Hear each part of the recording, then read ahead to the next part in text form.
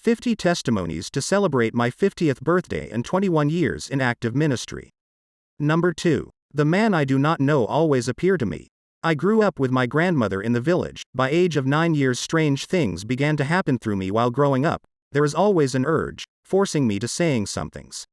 One day I look at my grandmother and started crying. When asked, "Why are you crying?" I told them as my grandmother. When asked again what happened to grandmother? Being a small boy, do not knowing what is happening, I just told them grandmother is about to die. Hearing that from me, both grandmother and everyone begin to cry. Because of my love for my grandmother and knowing that she is going to die, I started crying every day. When the crying became too much, I was taken back to city. 3 months later my grandmother died. After the death of my grandmother, another man fell sick in my family and someone asked me if the man will live or die. I told them he is not going to die and the man continued to live. 2 years later the same man asked me again if the man will live because as at that time the man's health has grew worse. His health condition has deteriorated to a point of him not been able to get up anymore. I have to help him to bath. When the man asked me again I still told him, he will not die, but 3 years later the same man still asked me if he will still live. This time a passion just grew up within me and I said to the man, "This sick man will die before daybreak." By 5 a.m. the following morning the sick man was found dead. But there is always a dream that I always had repeatedly beginning from my age 10.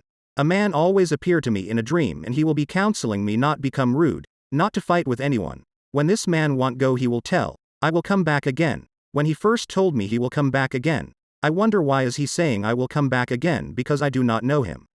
After saying I will come back he will leave me at where we were standing together and move forward, then turn around and look into my eyes. The first time this happened it was as if when sun come down from heaven, his eyes were like a burning fire furnace. As I look into his eyes and I saw fire, a force from nowhere will force me to bow down. By the time I will lift up my head the man with eyes of fire is gone. I don't know how he disappeared, then I woke up. Few days later the dream repeat again. The same man came back and was telling me what he told me in the first dream. Do not fight but be at peace with everyone. I did not listen to all what he was telling me because I want to how he is going to disappear this time. After he finished with his counseling, he told me again, "I'm going now but I will come back again." The same statement he said to me in the first dream was also the same statement he was telling me again. That made me to fully prepared and be determined to know how is going to disappear.